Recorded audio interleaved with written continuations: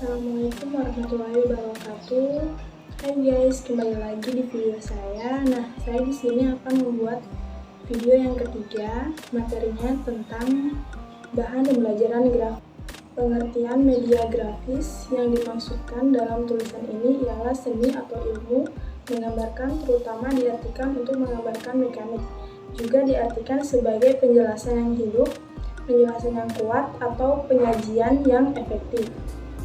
Grafis yang kuat atau penjelasan penyajian melalui media pembelajaran dapat dilakukan dengan mengombinasikan fakta-fakta, gagasan-gagasan secara jelas dan kuat melalui perpaduan antara ungkapan, kata-kata, dan gambar. Selanjutnya ada macam-macam media grafis. Yang pertama, bagan. Istilah bagan meliputi beberapa jenis presentasi grafis seperti peta, grafis lukisan, diagram, dan poster.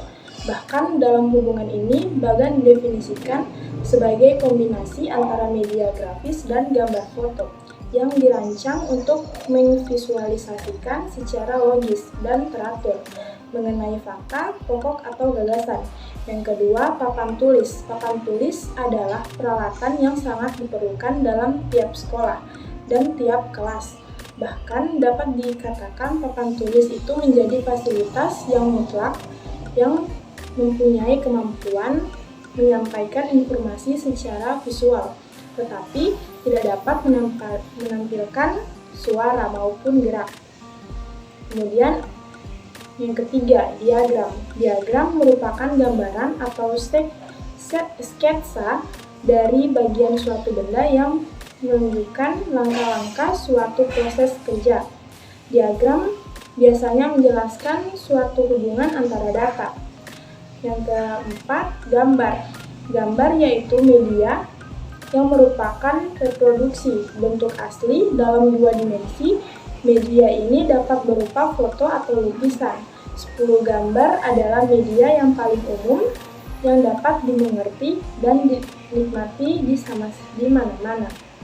Oleh karena itu, sebuah gambar dapat berbicara lebih banyak daripada 1000 kata. Yang kelima, peta dan globe.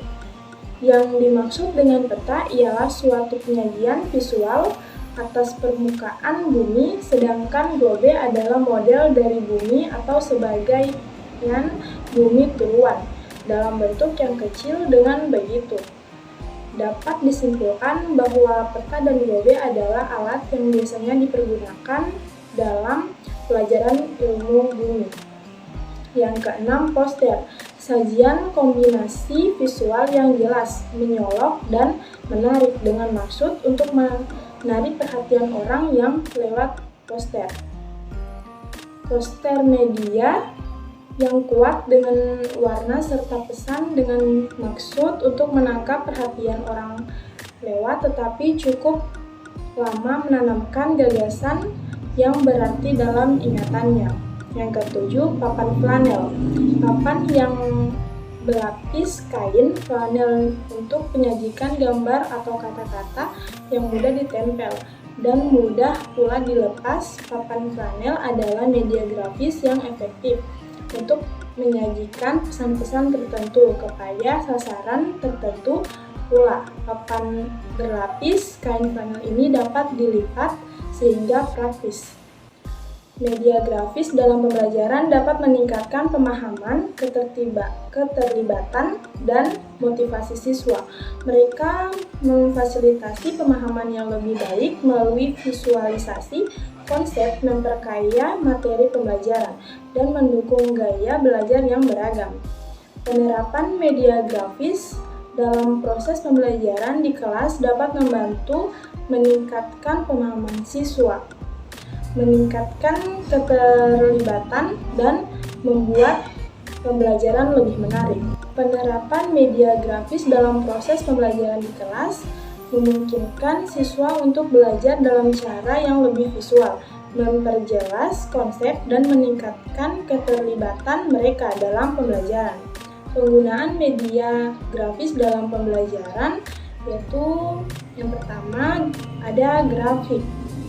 Grafik divisualisasikan dengan bantuan objek dalam bentuk garis, batang, dan gambar, menampilkan pesan dalam bentuk-bentuk seperti mempermudah penyerapan informasi oleh siswa.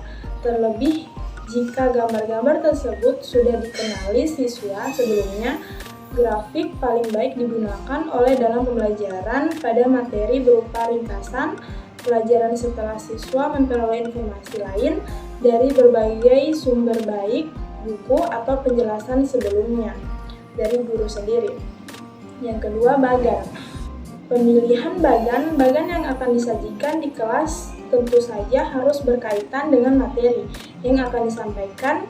Guru yang kreatif dapat merancang bagan sendiri dengan terlebih dahulu menganalisasi materi dan mempersiapkannya untuk dibuat dalam bentuk bagan. Bagan yang baik haruslah memiliki kesesuaian dengan materi, tidak miss, konfet, atau tidak terdapat kesalahan-kesalahan konsep, data, atau informasi. Selanjutnya yang ketiga, begitu maraknya komik di masyarakat dan begitu tingginya kesukaan akan terhadap komik, hal tersebut untuk dijadikannya komik sebagai media pembelajaran. Salah satu kelebihan dari komik seperti penelitian yang dilakukan Thorndike, diketahui bahwa anak yang membaca komik lebih banyak, misalnya dalam sebulan minimal 1 buah buku komik, maka sama dengan membaca buku-buku pelajaran dalam setiap tahunnya. Hal ini berdampak pada kemampuan membaca siswa dan penguasaan kosakata jauh lebih banyak dari siswa yang tidak menyukai komik. Yang keempat, ada poster. Menggunakan poster untuk pembelajaran dapat dilakukan dengan 2 cara, yaitu digunakan sebagai bagian dari kegiatan belajar mengajar.